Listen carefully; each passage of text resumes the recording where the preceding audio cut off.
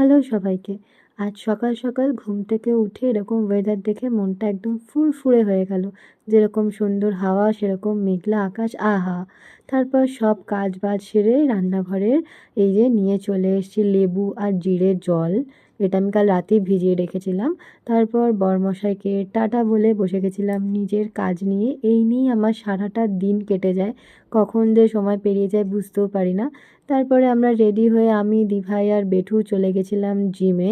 জিমে ঢোকার সময় আমরা খুব ভালোভাবে থাকি আর বেরোবার সময় অবস্থা একদম টাইট হয়ে যায়। তো যাই হোক আমাদের সাথে, সাথে আজকে কিন্তু বেটুও ছাড় পায়নি। বেটু আজকে প্রচুর খেটেছে। অন্যদিন স্যার থাকেন না, উনি মজায়, মজায় বাড়ি চলে আসে। আর আজকে বাড়ি এসে বেচারার ব্যথা হয়েছিল পায়ে। আর এই যে জিম থেকে বেরোবার সময় আমাদের অবস্থা পুরো ঘেমে এক।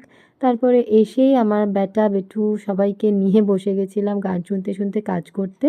আর ওদের সাথে বসে আঁকতে না আমারও খুব ভালো লাগে, তাই আমিও একটু নিজের কাজ সেরে নিয়েছিলাম। তারপর সন্ধ্যেবেলা ড্যাং ড্যাং করে বরমশাই আসার পর ওর সাথে বেরিয়েছিলাম একটু, আর এসে আবার নিজের এই সমস্ত কাজ। ব্যাস এইভাবেই দিনটা কেটে গেল।